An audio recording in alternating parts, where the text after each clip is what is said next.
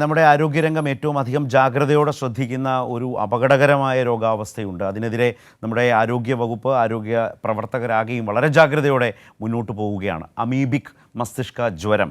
അതിനെതിരായ ഒരു ജാഗ്രതയിൽ കൂടിയാണ് സംസ്ഥാനം കടന്നു പോകുന്നത്. 6 യുവാക്കളിൽ ഈ മസ്തിഷ്ക ജ്വരബാധയ്ക്ക് കാരണമായി എന്ന് സംശയിക്കുന്ന തിരുവനന്തപുരം നെയ്യാറ്റിൻകരയിലെ നെല്ലിമൂട് കാവിൻകുളത്തിലെ സാമ്പിൾ വീണ്ടും പരിശോധിക്കുകയാണ്. ആരോഗ്യമന്ത്രി വീണ ജോർജിൻ്റെ നിർദ്ദേശത്തെ തുടർന്നാണ് ഈ പരിശോധന. സംസ്ഥാനത്താകെ 15 പേർക്കാണ് ഇതുവരെ രോഗബാധ സ്ഥിരീകരിച്ചത്. അതേസമയം സംസ്ഥാന വ്യാപകമായി പ്രതിരോധ പ്രവർത്തനങ്ങൾ ആരോഗ്യവകുപ്പ് ഊർജിതമാക്കിയിട്ടുണ്ട്. ലോകത്ത് തന്നെ ഈ രോഗം വന്ന് ഭേദമായ കേസ് നമ്മുടെ കേരളത്തിൽ നമ്മൾ കണ്ടതാണ്. കോഴിക്കോട് ആ കുട്ടി ആരോഗ്യവാനായി തിരിച്ച് വീട്ടിലേക്ക് പോയതൊക്കെ നമ്മൾ കണ്ടതാണ്. അപ്പോൾ തിരുവനന്തപുരത്ത് റിപ്പോർട്ട് ചെയ്ത ഈ കേസുകൾ, അതിനോട് അനുബന്ധിച്ചുള്ള പ്രതിരോധ നടപടികൾ, അവർക്ക് വേണ്ട ചികിത്സ, ഇതെല്ലാം അടങ്ങുന്ന ഒരു പൊതുവിവരം പങ്കുവെക്കാനായി ഷീജ തിരുവനന്തപുരത്ത് നിന്ന് ചേരുന്നുണ്ട്. Sheeja, good morning. Good morning Sarath. എങ്ങനെയൊക്കെയാണ് ഈ പറഞ്ഞ അമീബിക് മസ്തിഷ്ക ജ്വരം? അത് തിരുവനന്തപുരത്ത് ഇങ്ങനെ പല കേസുകൾ വരുന്നു, അപ്പോൾ എടുക്കേണ്ട ഒരുപാട് നടപടികൾ, അതിന് ജാഗ്രതയോടെ പോകുന്നു എന്നാണ് വാർത്തയിൽ കണ്ടത്. ഏതൊക്കെ തരത്തിലാണ് ആ സ്റ്റെപ്സ്? തീർച്ചയായും ശരത്, ഏതായാലും നിലവിൽ 6 കേസുകളാണ് തിരുവനന്തപുരം ജില്ലയിൽ റിപ്പോർട്ട് ചെയ്തിട്ടുള്ളത്. ആദ്യ കേസിൽ മരണം സംഭവിച്ചതിന് ശേഷമാണ് ഈ പോസിറ്റീവ് അമീബിക് മസ്തിഷ്ക ജ്വരമാണ് എന്നുള്ള റിസൾട്ട് വരുന്നത്. അതിൻ്റെ അടിസ്ഥാനത്തിൽ ആയിരുന്നു പരിശോധനകൾ നടത്തിയത്. ആ പരിശോധനയിലായിരുന്നു കൂടുതൽ പേർക്ക് രോഗബാധ ഉണ്ട് എന്നുള്ളത് സ്ഥിരീകരിക്കുന്നത്. ഏതായാലും ഇതിൽ സംശയിക്കുന്നത് നെയ്യാറ്റിൻകര ഭാഗത്താണ്.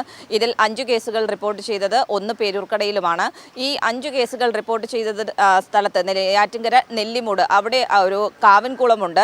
ആ കാവിൻ്റെ കുളത്തിൽ നിന്നാണ് ഈ രോഗബാധ ഉണ്ടായത് എന്നുള്ളതാണ് സംശയിക്കുന്നത്. അതിൻ്റെ അടിസ്ഥാനത്തിൽ പ്രാഥമികമായിട്ടുള്ള പരിശോധന നടത്തിയിരുന്നു. അത് ആ ജലാശയത്തിൻ്റെ മുകൾ തട്ടിലുള്ള ജലത്തിൻ്റെ സാമ്പിൾ എടുത്തുകൊണ്ടുള്ള ഒരു പരിശോധനയാണ് ആദ്യഘട്ടത്തിൽ നടത്തിയത്. അതിൽ അമീബയുടെ സാന്നിധ്യം കണ്ടെത്തിയിട്ടില്ല. പക്ഷേ അമീബ കൂടുതലായി ഉണ്ടാകാൻ സാധ്യതയുള്ളത്, അതിൻ്റെ സാന്നിധ്യം ഉണ്ടാകുക താഴെ അടിത്തട്ടിലുള്ള ചെളി കലർന്നിട്ടുള്ള വെള്ളത്തിലായിരിക്കും എന്നുള്ളതാണ്. അതുകൊണ്ട് തന്നെ ആ രീതിയിലുള്ള 2ാം ഘട്ട പരിശോധന ഉടൻ തന്നെ ഈ കുളത്തിൽ നടത്താനാണ് നിലവിലിപ്പോൾ തീരുമാനിച്ചിരിക്കുന്നത്. ആ രീതിയിലുള്ള പരിശോധന കൂടി നടത്തി അതിൻ്റെ പരിശോധനാ ഫലത്തിൻ്റെ അടിസ്ഥാനത്തിൽ തുടർ നടപടിയിലേക്ക് കടക്കാനാണ് ആരോഗ്യവകുപ്പ് തീരുമാനിച്ചിട്ടുള്ളത്. ഏതായാലും സംസ്ഥാന വ്യാപകമായി തന്നെ 15 കേസുകൾ റിപ്പോർട്ട് ചെയ്യപ്പെട്ടിട്ടുണ്ട്. അതിൻ്റെ അടിസ്ഥാനത്തിൽ ഈ റിപ്പോർട്ട് ചെയ്യപ്പെട്ട ഇടങ്ങൾ മാത്രമല്ല, പൊതു ഇടങ്ങൾ, പ്രത്യേകിച്ചും സംസ്ഥാന വ്യാപകമായി തന്നെ ജലാശയങ്ങൾ കേന്ദ്രീകരിച്ചുകൊണ്ട് കൂടുതൽ പ്രതിരോധ പ്രവർത്തനങ്ങൾ നടത്താനും ആരോഗ്യവകുപ്പ് തീരുമാനിച്ചിട്ടുണ്ട്. ഒപ്പം തന്നെ ജനങ്ങൾക്ക് കൂടുതൽ ബോധവൽക്കരണം, കാരണം പലരും ഈ പ്രത്യേകിച്ചും ചെവി ഇൻഫെക്ഷൻ ഉള്ളവർ അല്ലെങ്കിൽ ജലദോഷമുള്ളവർ, അത്തരത്തിലുള്ളവർ ഈ കുളങ്ങളിലേക്കും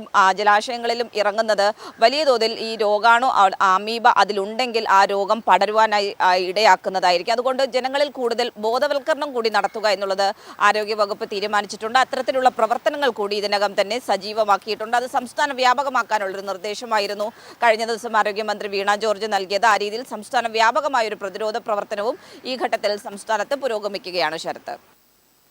ശരി ഷീജയാണ്, വളരെ പ്രധാനപ്പെട്ട ഈ ആരോഗ്യ പ്രശ്നം, ഈ രോഗം, ആ രോഗത്തെ നേരിടാനുള്ള വളരെ ശക്തമായ നടപടികളുമായി ആരോഗ്യവകുപ്പ് മുന്നോട്ട് പോകുന്നു. ഇപ്പോൾ എടുത്തിട്ടുള്ള നടപടിക്രമങ്ങളൊക്കെ സൂചിപ്പിച്ചത്